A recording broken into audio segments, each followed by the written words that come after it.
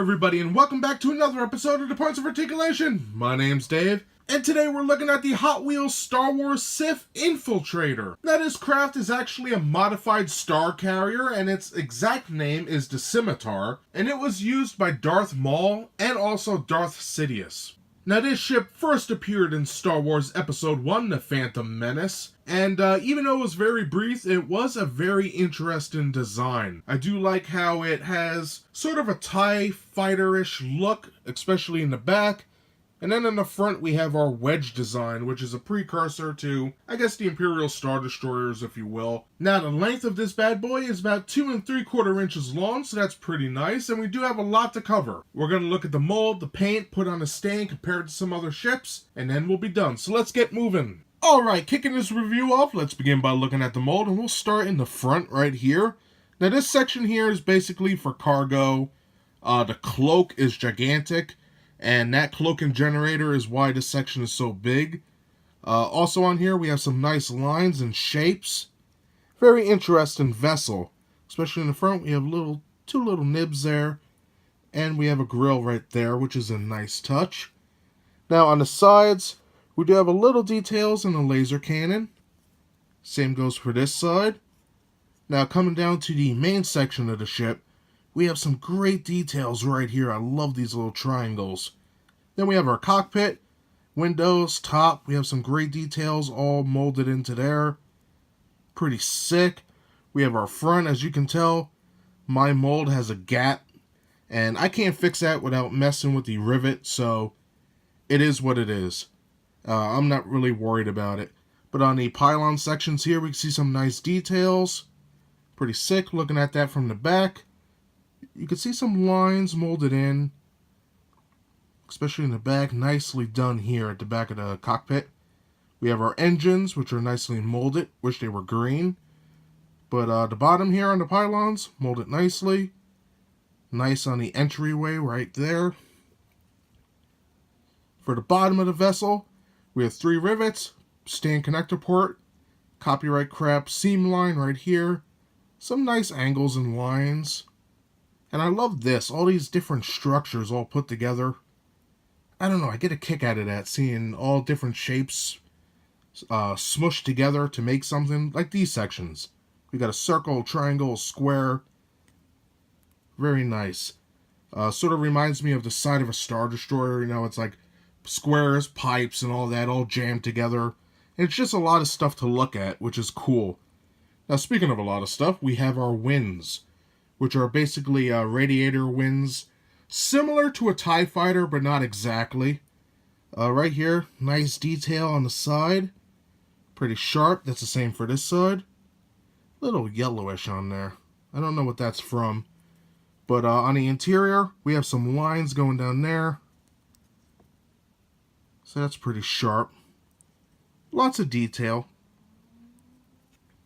And that's always good. So that basically covers everything. It's a very unique ship. And like I said, you have the wedge section in the front, similar to a future Star Destroyer. And then in the back, very reminiscent of a TIE fighter, as we can see here with the half-circled wings. And this section here looks just like the Inquisitor's TIE, that prototype. So, a lot of ideas going on here. But, now that we looked at the mold, let's take a look at that paint job. Now, when talking about the paint on the Sith Infiltrator, we only have a small handful of colors, but the main color is a nice gray. I would say it's a normal gray. And that's on the wings sections, and the wings themselves on the inside and the outside, and the main body. Now on top of that, we have a light gray for the bottom entryway right here. On the outsides of the wings, and that is done pretty good.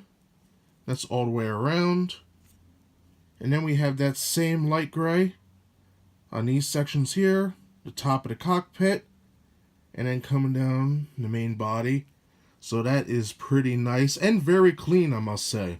Now on top of that, we have a nice red right here for the windows and the top. And then at first I thought this was black, which you could see here, here, and these 2 stripes going down. But it's actually more of a really dark brown, and if you get it in good light, you can see what I'm talking about. But trust me, Like right there, you can make out it's got a little brown tint to it. So very interesting. Now, one last thing about the paint. While I was going over the mold, I did see this brownish smear going down from this wing on the left-hand side to the bottom, and also the interior. Now, upon closer inspection, I tried to clean this off. I used a bunch of different chemicals, and it's not budging.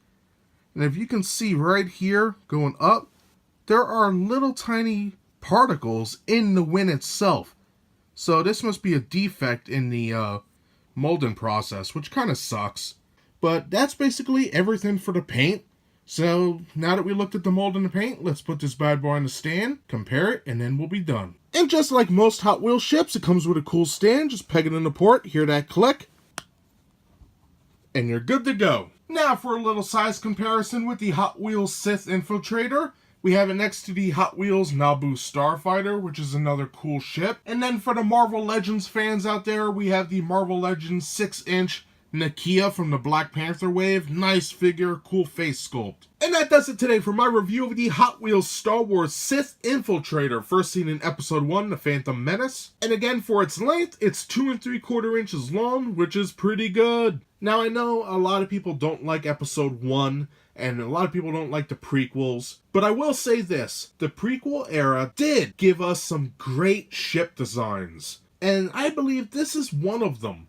Now, I like this ship so much that when Micro Machines made it, I picked it up. When that Star Wars Titanium line made it, I picked it up. Now, when Hot Wheels made theirs, I looked so hard for this bad boy, and I could not find it. Now, years later, my great girlfriend got me this for Christmas, and I am happy.